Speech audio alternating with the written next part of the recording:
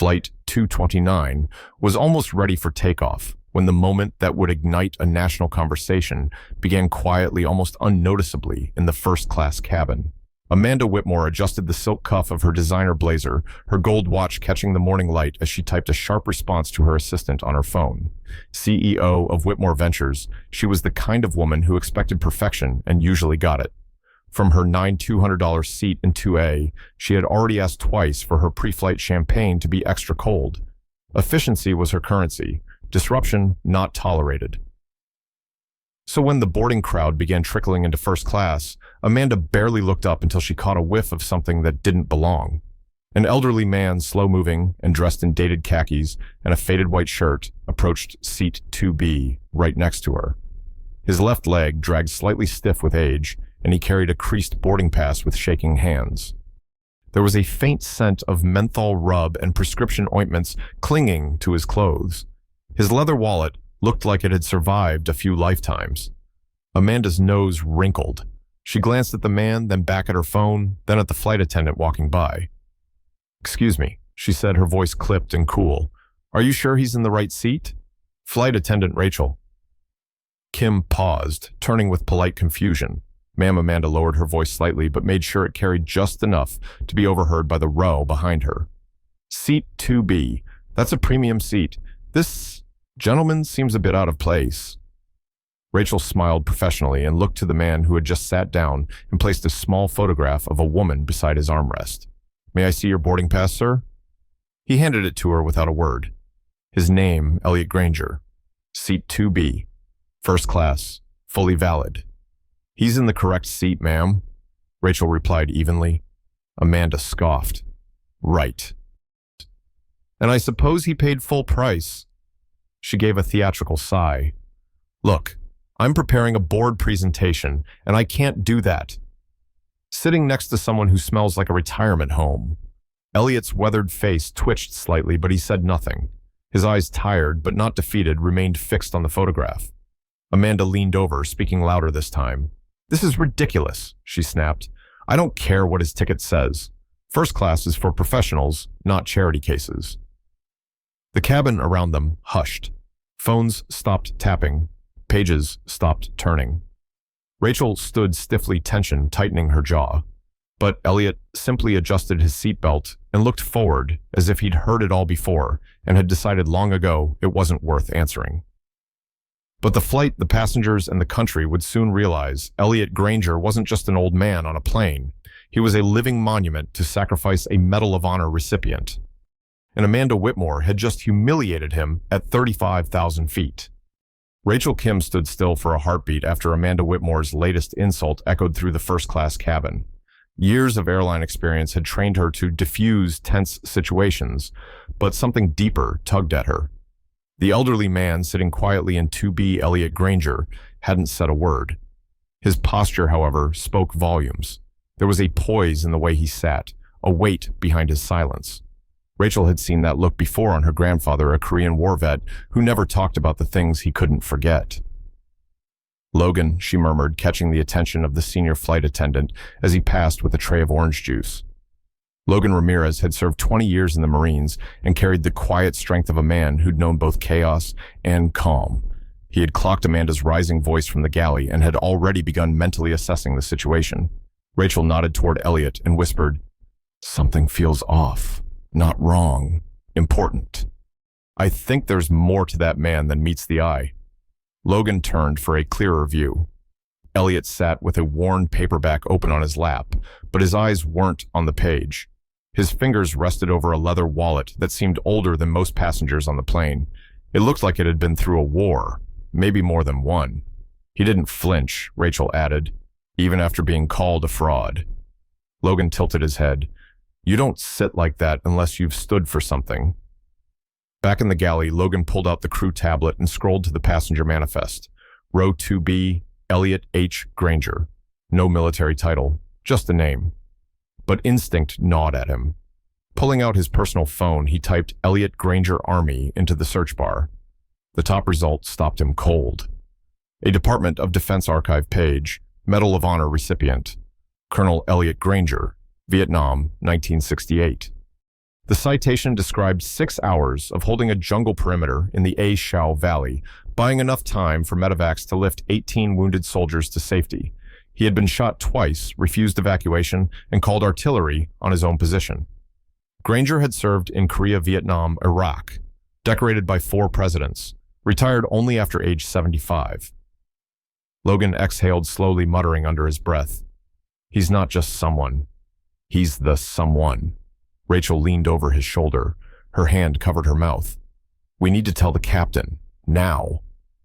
Captain Rebecca Vaughn was finalizing pre-flight checklists when Logan tapped on the cockpit door. She turned immediately, sensing urgency. "What's going on?" Logan showed her his phone. "Passenger in 2B, being humiliated by the woman in 2A. I just found out who he is." Rebecca scanned the page, her expression hardening with each word. Her own years as a Navy pilot had instilled an iron respect for anyone who earned that medal. She looked up. "Medal of Honor?" she asked. Logan nodded, confirmed. "Colonel Elliot Granger, served in 3 wars. Rebecca felt the weight of it. "Thank you, Logan. I'll handle it. We do this right." Back in the cockpit, she cross-checked Elliot's name through the Department of Defense's public veteran records. Same face, decades younger. Standing at the White House Medal of Honor around his neck. The words in the citation made her chest tighten. As they prepared for takeoff, Captain Vaughn briefed her crew through the internal channel. "We have a Medal of Honor recipient on board seat 2B. No one speaks to him with anything less than total respect. I'll make an announcement at altitude. Until then, keep everything professional. Document everything." Rachel passed by Elliot again, pausing just long enough to whisper, "Thank you for your service, sir. We'll make this right." Elliot didn't look up, but a small nod confirmed he had heard and appreciated it. Amanda, still seated in 2A, continued to complain. "This is ridiculous. I paid thousands for this seat. Now I'm stuck next to a charity case. Smells like a hospital ward." Elliot remained motionless, eyes on his book, though his grip tightened on the edges. Logan moved through the cabin, discreetly informing passengers seated nearby. Word began to ripple, carried with reverence. In 3A, a businessman named Ray Masters, a retired Army Ranger, instinctively knew. When he heard Medal of Honor, he stiffened and stood. "Sir," he said quietly to Elliot, offering his hand. "It's an honor." Elliot looked up, surprise flickering in his tired eyes. He accepted the handshake. "Thank you, soldier." When the plane reached cruising altitude, Captain Vaughn activated the intercom. "Ladies and gentlemen, this is your captain. I'd like to take a moment to recognize someone special aboard this flight." Amanda rolled her eyes. "Oh, great, another sales pitch." In seat 2B, Vaughn continued sits Colonel Elliot Granger, United States Army retired. Colonel Granger is a recipient of the Medal of Honor awarded for heroism in Vietnam.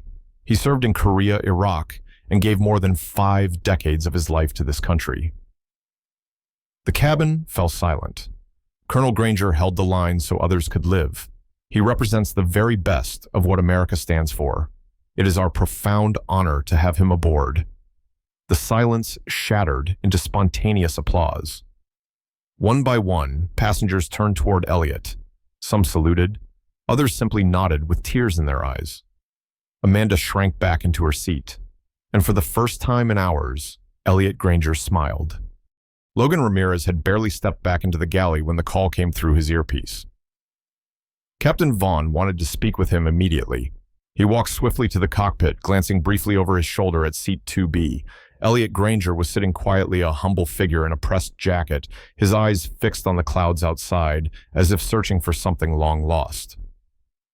Captain Rebecca Vaughn stood when Logan entered the cockpit. Her eyes, sharp and composed, were clouded with something deeper, now respect, maybe even awe. I looked up. "Colonel Granger," she said, skipping formality. "Logan, we have a Medal of Honor recipient on this plane. 18 soldiers pulled out of an ambush in '69, 3 tours in Vietnam, 2 in Iraq. He kept serving until '77. He's a national treasure, and he's sitting back there being treated like luggage." Logan nodded grimly. "Amanda Whitmore has no idea what she's done." "Then let's make sure she does," Vaughn said, reaching for the intercom button. Back in first class, Amanda had escalated to full meltdown. "This is unacceptable," she barked to Rachel. Kim, waving her phone as she recorded, "I'm being forced to sit next to a man who clearly doesn't belong here. This airline is going to regret this." "I'll have legal file." The cabin lighting dimmed slightly, and then with a soft chime, Captain Vaughn's voice came through the intercom strong and calm. "Ladies and gentlemen, this is your captain speaking. I'm sorry to interrupt your flight, but something important needs to be said." Amanda paused mid-sentence. Heads turned. The quiet hum of jet engines was suddenly all that could be heard. "Today in seat 2B, we have someone very special traveling with us. Colonel Elliot Granger, retired United States Army. Colonel Granger is a recipient of the Medal of Honor, our nation's highest military award. He earned it by rescuing 18 wounded soldiers under heavy fire in the jungles of Vietnam. He continued to serve our country for nearly 5 decades across multiple wars. The silence that followed was electric. Colonel Granger Vaughn continued, her voice thickening just slightly. On behalf of this crew and every grateful American on board, I want to say thank you. Thank you for your service, your sacrifice, and your quiet dignity. We are honored to have you with us." Applause didn't erupt. It exploded. Passengers from first class to the back rows of economy clapped, some standing, some cheering. A teenage boy near the front put his hand to his heart. A mother with a baby began crying quietly. Even some flight attendants wiped their eyes. Elliot turned in his seat, stunned. His hands trembled as Rachel Kim leaned in and said gently, "Colonel, the captain would like to meet you in the cockpit if you're comfortable." He stood slowly, steadied by Logan, who gave him a proud Marine's nod. As he walked up the aisle, the applause followed him. Strangers reached out to shake his hand to thank him. Some just nodded, their faces filled with emotion. Amanda Whitmore. She was frozen in place, mouth open, her phone recording her own downfall. Rachel gently reached over and clicked it off. Inside the cockpit, Captain Vaughn stood and saluted. "Colonel," she said, "I flew for the Navy before I became a pilot. I've saluted a lot of heroes, but you redefine the word." Elliot tried to speak, but his voice cracked. Vaughn stepped forward and pinned a pair of honorary pilot wings to his chest. "It's not much, sir," she said, "but from one officer to another, it means the sky is yours." Tears welled in Elliot's eyes as he returned the salute. "Thank you, Captain. That means more than you know." Back in the cabin, Logan and Rachel had taken action of their own. Amanda's outburst had been documented by multiple passengers. One had already begun uploading it online. Others were organizing a thank you card, scribbling messages on napkins, boarding passes, anything they could find. When Elliot returned to his seat, the businessman in 3A stood. "Colonel Granger," he said. Voice shaking, "I served in Desert Storm. If you hadn't done what you did in Vietnam, a lot of guys like me might not have made it back. Thank you." Elliot placed a hand on the man's shoulder. "We were all just doing our jobs," he said softly. "That's what service means." Amanda shrank into her seat as passengers glared her way, not with anger, but with the cold disapproval that only truth can bring. Her power meant nothing now, not in the presence of someone who had paid with blood and bone. The rest of the flight passed in reverent quiet. Elliot sat peacefully, surrounded by dignity, no longer just a passenger, but a symbol, a reminder of values too often forgotten. And somewhere high above the clouds, redemption soared, not just for Elliot Granger, but for a nation reminded of what honor truly looks like. The ripple effect of Captain Vaughn's announcement was immediate and far-reaching. Within minutes of landing, several passengers had uploaded their recordings to social media, and by the time Elliot Granger stepped off Flight 229, his name was trending on multiple platforms. Hashtags like #HonorElliot, #Medal of Honor, Hero, and #RespectOurVeterans were climbing with astonishing speed. What began as a moment of cruelty had turned into a national reckoning. Amanda Whitmore, once proud of her status and control, exited the terminal under a different kind of spotlight. Her attempt to maintain composure failed beneath the sea of phones, flashing cameras, and pointed whispers. Within hours, Sterling Holdings released a terse statement acknowledging her behavior and placing her on indefinite leave pending internal review. By day's end, she had been officially removed from her executive position, and her personal statement, an attempt at contrition, was met with widespread skepticism. Meanwhile, Elliot remained stunned by the outpouring of affection. Reporters camped outside the hotel where he was staying. Flowers, letters, and handshakes flooded in. Strangers thanked him in the street. The airline's CEO called him personally, issuing a public apology and announcing that Elliot would receive free lifetime travel as a token of gratitude and respect. But none of it compared to the call that came 2 days later. It was from the Department of Veterans Affairs, inviting Elliot to speak at a panel on aging veterans and national memory. His initial instinct was to decline. He had spent decades avoiding the spotlight, hiding even his most decorated moments from public view. Yet something inside him had shifted. The incident aboard Flight 229, as humiliating as it had been, had forced the truth into the open. Far too many veterans were being forgotten. At the panel, Elliot took the stage in a modest brown blazer and the same Medal of Honor pin he had worn in 1968. He didn't read from a speech. He didn't need notes. He simply talked about Margaret, his late wife, and how she had kept his heart soft after war had hardened everything else. He spoke about the young men he'd led in combat, some of whom never returned. And he talked about kindness, the kind that used to bind communities and now too often had to be earned in viral videos. The footage of his remarks was viewed over 14 million times within a week. Overnight, Elliot Granger became more than a veteran. He became a voice. Invited to speak at high schools, universities, and even a televised town hall, Elliot used his newfound platform not for bitterness, but for building bridges between generations. He challenged the younger public to listen, to remember, and above all, to treat every elder not as a burden, but as a living archive. Flight crews across the country began a quiet campaign in his honor, reserving one seat per flight as a symbolic tribute to veterans. Airlines re-examined their customer service policies, particularly in how they addressed elderly passengers and those traveling with visible disabilities. The Federal Aviation Administration even issued a directive promoting new sensitivity training initiatives, naming Elliot's story as a driving catalyst. Back in his small hometown in Ohio, Elliot's world began to change as well. His mailbox overflowed daily letters from fellow veterans, young students, and even airline employees who confessed to having cried watching his moment of redemption unfold midair. One particularly touching letter came from Logan Ramirez, the senior flight attendant and former Marine who had first noticed Elliot's demeanor on the plane. "You reminded me of who I wanted to be when I joined the Corps," Logan wrote, "and who I still hope to be." For Elliot, the fame never felt natural, but the mission did. He began working with veteran outreach programs, particularly those targeting isolation among aging servicemen. He launched a small initiative, Project Quiet Valor, to distribute video interviews of elderly veterans telling their stories. If they won't speak for themselves, he told one interviewer, we'll help them be heard. Through it all, Elliot never spoke Amanda Whitmore's name. He never expressed anger, only a profound hope that the incident had helped teach a broader lesson about decency. Amanda, for her part, remained mostly out of the public eye, though sources later confirmed she sent a private letter of apology. Elliot received it. He read it. Then quietly, he forgave her. 3 months later, on what would have been Margaret's birthday, Elliot stood at her grave holding a bouquet of wildflowers and a printout of an article titled Colonel Elliot Granger, Medal of Honor Hero, now a voice for the voiceless. He placed it beside her headstone next to the flowers. "You were right, Maggie," he said softly. "One person really can make a difference, even if he's just an old soldier flying coach through life." Months later, Elliot Granger stood once more in Arlington National Cemetery, a gentle autumn breeze rustling through the rows of white headstones. In his hands, he carried a bundle of worn letters, some typed, many handwritten, all deeply personal. They came from teenagers, fellow veterans, mothers, pilots, teachers, people from every walk of life who had watched his story unfold and felt something awaken in them. He walked slowly to the familiar grave, Margaret's name etched into marble, her resting place shaded by a tall oak tree.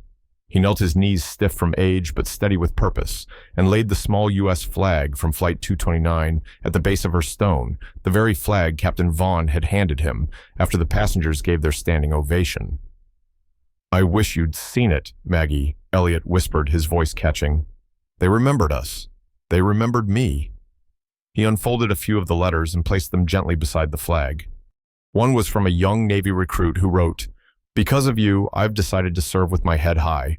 Another from a widow in Kansas. "My husband died in Korea. You reminded the world why his life mattered."